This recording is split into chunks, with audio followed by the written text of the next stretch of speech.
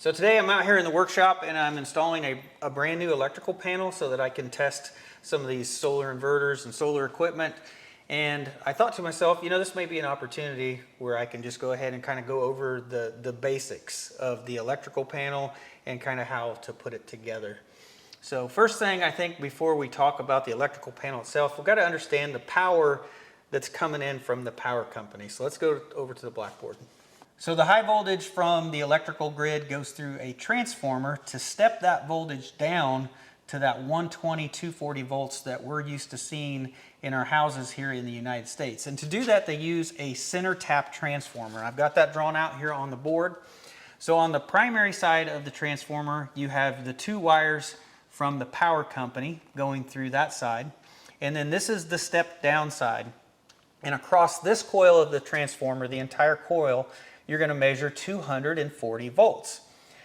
But this coil actually has a center tap on it, and that is your neutral wire. So between your hot number 1 and neutral, you're going to measure only 120 volts, half of the coil.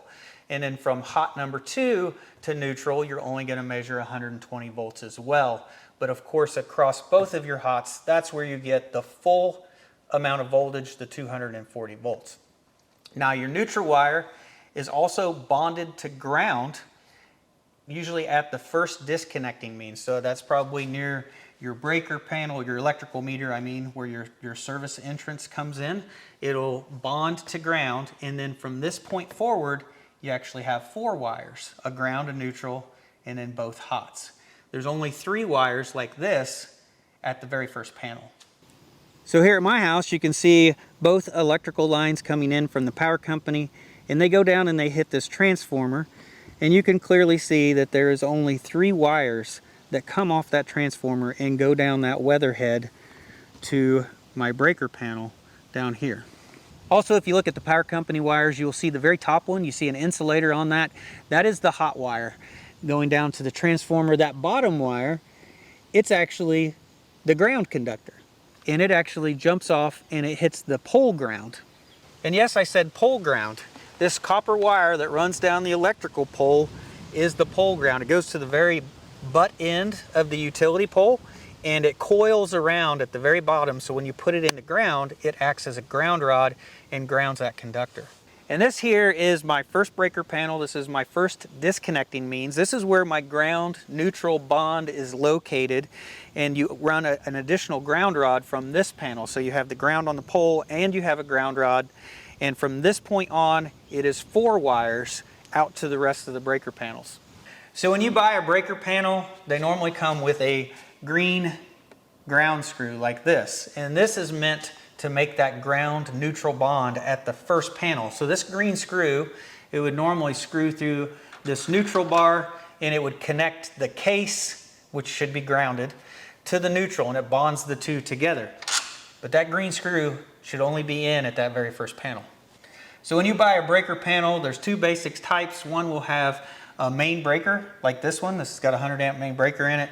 And then the other type is a load center, and it doesn't have a main breaker. Instead, it just has a couple lugs for you to be able to hook up your power wires. So as we look inside, you see a 100 amp main breaker, and on the left hand side, this is for hot 1, and then this side is for hot 2. And then those go through the main breaker and they come out right here, and then this bus goes down under this plastic. And you can actually see the bus come across and stick out here for the breaker to snap to, and you can see it come across here for the breaker to snap into. So when we zoom in here, you can see this first row, this bus actually comes from the left-hand side, so it's powered from hot number 1. Now the second row, this bus comes from the right-hand side, so it's powered by hot number 2. And then it just rotates as it goes down. So this is hot 1, hot 2, and so on. So here's a regular 20 amp breaker, and it has a stab on the back to snap onto the bus. So when you plug this first row in, it is powered now from hot number 1. So now if you take a 2-pole breaker and you snap that on, you can see that it is powered from L2 and L1. So it has hot 2 and hot 1 powering this, so you get the 240 volts. So on each side of the breaker, these are your neutral bars. You can see there's a bus that goes across the top and connects both sides together. And then you have one big lug here to be able to tie on the incoming neutral wire. And in this breaker panel, the neutral actually goes down each side of the breakers. They call this a plug-on neutral.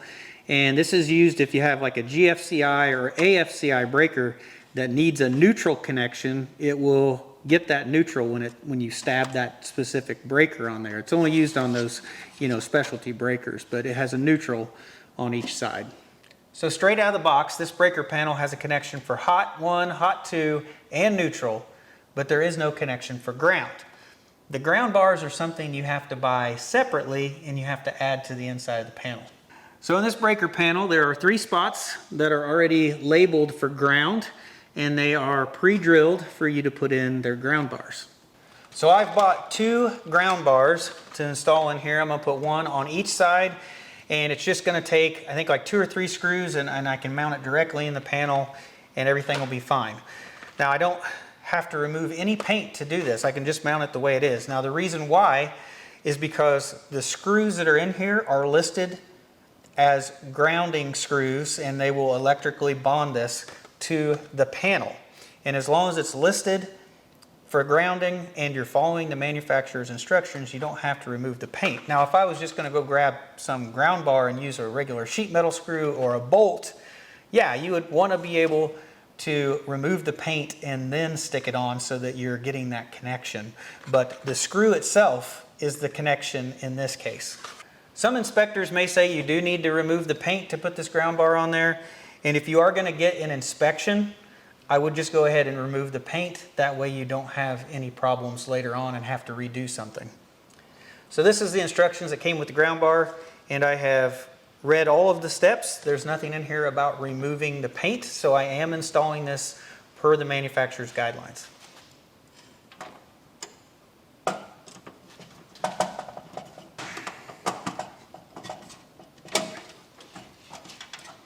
So now we got both of our ground bars installed, but there's still not a connection here that's big enough to connect an incoming ground wire. There's nothing big enough to attach like a number 2 or a 2-watt, nothing that size. So you have to buy an add-on lug, and this lug is designed to bolt right to the ground bar and give you a bigger wire connection. First thing we're going to do is we're going to remove 2 of the set screws here.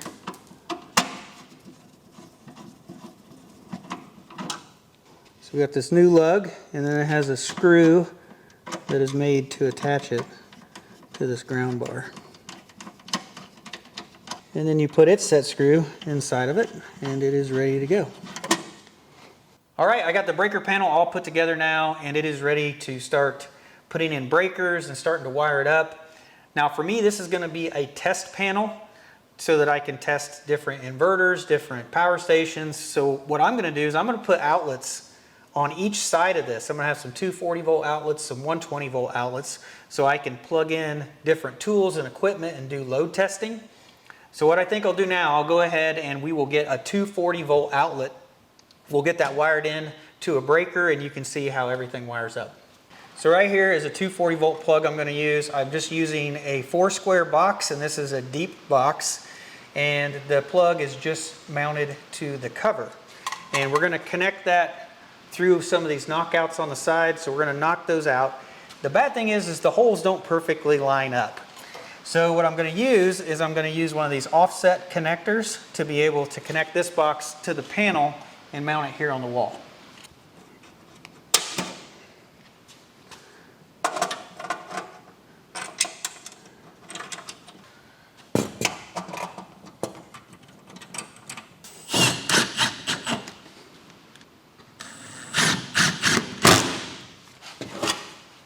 So these electrical boxes don't come with a ground screw. You have to buy these separately.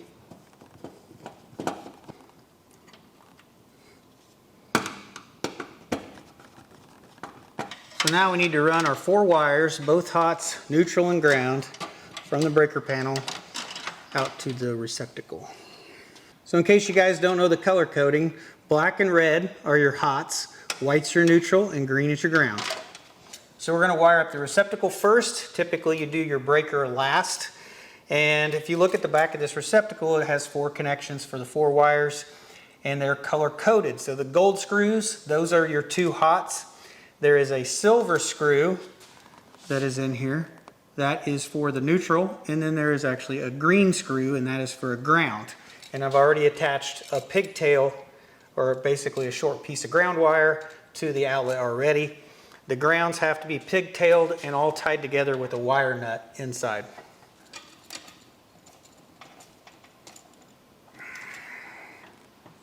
All right, I've got the back of the outlet all wired up, and then afterwards I always pull on my wires. I want to make sure that they're snug and that they don't pull out. So now we'll go ahead and put our grounds together, and since it's solid wire, I can just use the wire nut to twist them together. If it was stranded wire, you would need to twist them together first. And then you tighten the wire nut until the wire starts twisting outside of the nut, just like that. And then you always pull on it as well, make sure it don't come off. So our outlet's all wired up, so now we just gotta try to fold the wire inside the box without pinching anything. So the green wire just attaches to the ground bar. Since this wire is stranded, I'll just go ahead and put a ferrule on the end for good measure.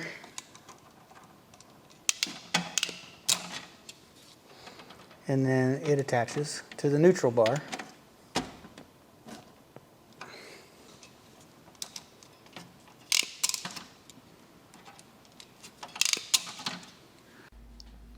So my microphone ended up going dead on me, but what I'm doing here is I'm just taking both hot wires and I'm landing those on the 2-pole breaker. Well, I think that covers the basics of a 120 240 volt breaker panel here in the United States. Now there are several different manufacturers of these, and the breakers are going to be somewhat differently. They may snap on differently, they may look differently, but the basics of how the panel is laid out and goes together is all the same. Now I do want to throw out a little disclaimer. This is not meant to be a tutorial video or a how-to video. I am not a licensed electrician. Now I have done electrical work for 25 years in industry, and I am just sharing the things that I have learned in the way that I understand they work and go together. But I think that's going to end up being it for this video, guys. So I hope you have a great day, and I'll see you in the next one.